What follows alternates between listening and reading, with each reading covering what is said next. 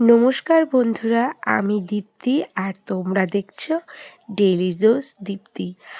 আজকের ব্লগটা খুব স্পেশাল, কারণ আমরা লাটাগুড়িতে দিদির বাড়ি থেকে বেরিয়ে পড়েছি পাহাড়ের কোলে ছোট্ট স্বর্গ লাভার উদ্দেশ্যে।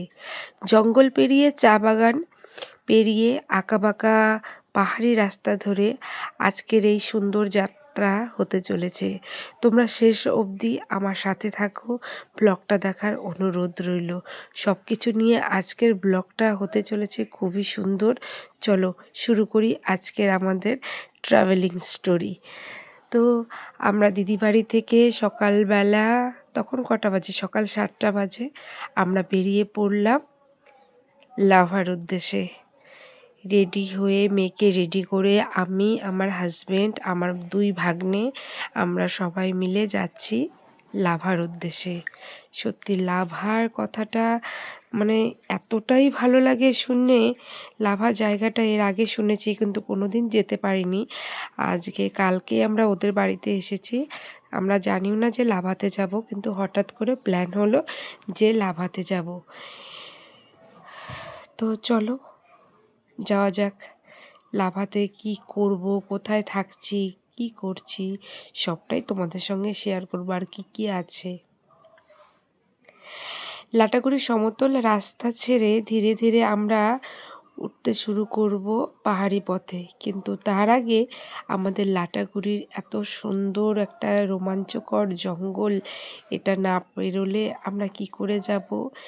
একদম জঙ্গলের মাঝখান দিয়ে বয়ে গেছে এই লম্বা হাইওয়ে রাস্তা। এই রাস্তায় যখন আমরা যাচ্ছিলাম, জাস্ট আমি জানালা খুলে হালকা একটা হাওয়া আমার মুখে এসে লাগলো। কি যে শান্তি পেলাম সত্যি। সকাল সকাল মিষ্টি রোদ, এই আর হালকা হাওয়া, আর একটু ঝিঝি পোকার ডাক। শুধু রাতে না, এখনো শুনতে পেয়েছি। চারপাশে নিস্তব্ধতা। আমাদের গাড়িটা কিন্তু এগিয়েই চলছে। চা বাগান পেরিয়ে ঘন জঙ্গল, বিশাল উঁচু উঁচু গাছ, মাঝে মাঝে রোদ এসে পড়ছে রাস্তার উপরে। এই আঁকাবাঁকা পাহাড়ি রাস্তার একটা আলাদাই রোমাঞ্চকর, যেটা আমার মনে হয়। আমার খুব ভালো লাগছে। এত সুন্দর একটা জায়গায় যাব, এই সুন্দর মানে কি বলবো, জায়গায় যে নিজেকে তুলে ধরতে পারবো, তোমাদের সামনে এত সুন্দর ব্লগ নিয়ে আসতে পারবো, সত্যিই খুব ভালো লাগছে। লাটাগুড়ি মানে চারপাশে সবুজ জঙ্গল। গাড়ি যখন রওনা দিলেও দুপাশে শুধুই উঁচু উঁচু গাছ, কোথাও রোদ এসে পড়ছে, কোথাও ছায়া। এই জঙ্গলের পথ দিয়ে যেতে যেতে মনে হচ্ছিল যেন আমরা প্রকৃতির কোলে ঢুকে পড়েছি। পাখির ডাক, হালকা ঠান্ডা হাওয়া, শহরের শব্দ একেবারেই নেই বললেই চলে না, আছে খুবই কম। জঙ্গল পেরিয়ে আমরা পৌঁছে গেলাম সুন্দর চা বাগানের রাস্তা দিয়ে। সাজানো সবুজ চা গাছে, দূরে পাহাড়ে রেখা, এই একটা সুন্দর দৃশ্য, সত্যি মন ভরে দেওয়ার মতো।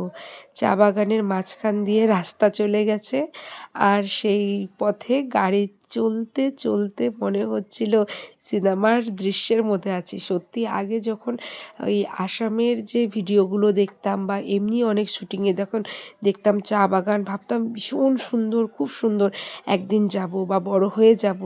আর আজকে সত্যি এই জায়গাগুলো যখন আসছি না, যখন বড় হয়েছি এই জায়গাগুলো এসেছি, আমার সত্যি এতটা ভালো লাগছে। আর তখন ভাবতাম যে আমার কল্পনার জগৎ আর ভাবনার জগতের সাথে, মানুষ বলে না স্বপ্ন সত্যি হয় না, কিন্তু আমার কিন্তু স্বপ্ন সত্যি হয়েছে, প্লাস ভাবনাও সত্যি হয়েছে। যেটা ভেবেছি সেটাও হয়েছে। আর আমরা যখন এখান দিয়ে যাচ্ছিলাম, ভিডিওটা যখন একটু স্পিড হয়ে গেল, অনেকেই কিন্তু কাঁচা চা পাতাটা তুলছিল। এবার সমতলে রাস্তা শেষ হয়ে শুরু হলো পাহাড়ি পথ। আঁকাবাঁকা রাস্তায় একদিকে পাহাড়ের দেওয়াল, অন্যদিকে নিচে সবুজ উপত্যকা।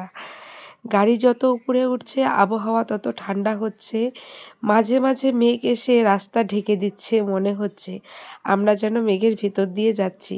সেদিন কিন্তু ভালোই রোদ হচ্ছিল, কিন্তু মাঝে মাঝে কখন মনে হচ্ছে যে মেঘ এসে মনে হচ্ছে রাস্তা ঢেকে দিয়েছে। তো যাওয়ার পথে অনেক পেট্রোল পাম্প পড়েছিল। এখানে কিন্তু তোমরা যদি বাচ্চা নিয়ে আসো, তাহলে সবাই একটু জল খাওয়ার সব কিন্তু নিয়ে আসবে, কিন্তু আশেপাশে সেরকম কিন্তু খাওয়ার কিছু নেই। অবশেষে আমরা পৌঁছে গেলাম সুন্দর পাহাড়ি গ্রাম লাভায়। চারপাশে পাইন গাছ, ঠান্ডা বাতাস আর অদ্ভুত এক পরিবেশ। ভীষণ ভালো লাগছিল। লাভায় এসে আমরা গেলাম বিখ্যাত বৌদ্ধ মনেস্ট্রি দেখতে, যেটা লাভা মনেস্ট্রি নামে পরিচিত। এই মনেস্ট্রির আসল নাম কায়েঙ্গু ট্রেকচেন লিঙ্ক মনেস্ট্রি নামে পরিচিত। পাহাড়ের কোলে দাঁড়িয়ে থাকা এই মনেস্ট্রির সৌন্দর্য এক কথায় অসাধারণ। ভেতরে ঢুকতেই দেখতে পেলাম বড় প্রার্থনা হল, রঙিন প্রার্থনা পতাকা আর শান্ত পরিবেশ। মনে হচ্ছিল এখানে সময় যেন থেমে গেছে। আর এখানে ওঠার সময় আমার একটু কিন্তু শ্বাসকষ্ট হচ্ছিল, যেহেতু আমি অ্যাজমার পেশেন্ট। আর পাহাড়ের গায়ে এত সুন্দর সুন্দর ফুল দেখে আমার মন সত্যিই ভালো হয়ে গেছে। ভীষণ ভালো লাগছিল এখানে এসে। আর আমার মেয়ে যে এত খুশি, এটা ওর প্রথম পাহাড়ে দেখা বা পাহাড়ে ওঠা। এর একটা ছোট্ট আমি তোমাদের শর্ট ভিডিও দেখাবো, যে প্রথম ওকে পাহাড়টা যে এন্ট্রো করালাম কিভাবে। মনেস্ট্রিতে যারা থাকেন তারা মূলত বৌদ্ধ সন্ন্যাসী। তাদের জীবন খুবই নিয়মতান্ত্রিক। ভোরে প্রার্থনা, পড়াশোনা, ধ্যান। তাদের গায়ে যে চাদর বা পোশাক থাকে সেটাকেও বৌদ্ধ ভিক্ষুকদের ঐতিহ্যবাহী পোশাক হিসেবে বলা হয়। এই চাদর সাধারণত গেরুয়া ও মেরুন রঙের হয়। এই পোশাকের একটা বিশেষ মানে আছে, এটা ত্যাগ, শান্তি আর সরল জীবনের প্রতীক। মনেস্ট্রিতে ছোট ছোট ছেলেদেরও দেখলাম যারা পড়াশোনা করছে, তারা ভবিষ্যতে সন্ন্যাসী হওয়ার জন্য শিক্ষা নিচ্ছে। মনেস্ট্রির বারান্দায় দাঁড়িয়ে নিচে পাহাড়ের দিকে তাকিয়েছিলাম। মনে হচ্ছিল এই শান্তিটুকু যদি জীবনে ধরে রাখা যেত তাহলে জীবনটা সত্যিই আরও সুন্দর হতো। এই পাহাড়ে আমাদের শেখায় ধৈর্য, এই মনেস্ট্রি শেখায় শান্তি। সত্যি লাভার এই মনেস্ট্রিটায় আমরা মোটামুটি 20-25 মিনিট দাঁড়িয়েছিলাম। এত ভালো লেগেছে। ভেতরটা চলো যাওয়া যাক। ভেতরটা এত সুন্দর মনেস্ট্রির ভেতরে, মানে শান্ত পরিবেশ। এই যে আমার ছোট ভাগনা, ওকে বলেছিলাম আমি একটু ভিডিও করে দিতে, ও কিন্তু আমাকে একটা ছোট ভিডিও করে দিয়েছিল। আর এতটা শ্বাসকষ্ট হচ্ছিল তার উপরে উঠে। এই জায়গাটায় এত ঠান্ডায় আমার ভীষণ, মানে এত শান্তি ফিল করছিলাম, মানে অক্সিজেনের প্রয়োজন হয়নি আমার। তো চলো মেয়ের সাথে ঢোকা যাক। আমাদের যেটা ট্র্যাডিশনাল, আমরা যেভাবে প্রণাম করি, আমি আমার মেয়েকে ভেতরে ঢুকে সেইভাবেই প্রণাম করা শিখিয়েছি। আমি অত ধর্ম, অত আদব কায়দা বলো, আমি মানে এত নিয়ম আমি সেটা জানি না, কিভাবে কি কোন ঠাকুরে কি, মানে আমার যেটা বিশ্বাস হয়, আমি যেটা মন থেকে করতে পারি আমি সেটাই করি। চলো এবার বাইরের সব কিছু তোমাদের দেখাই। মনেস্ট্রিতে ছোট ছোট ছেলে মেয়েদের দেখলাম যারা পড়াশোনা করছে, তারাও ভবিষ্যতে সন্ন্যাসী হওয়ার জন্য শিক্ষা নিচ্ছিল।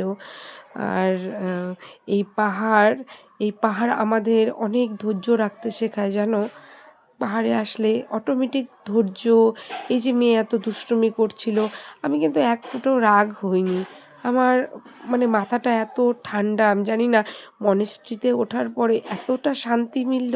চারপাশটা ঠান্ডা পরিবেশ, না কেউ একটু জোরে কথা বলে, না কোনো সাউন্ড। কিন্তু এখানে একটা বুদ্ধ মূর্তি আছে, তো সেখানে একটা ওরা হালকা মিউজিক চালিয়েছিল, খুব সুন্দর।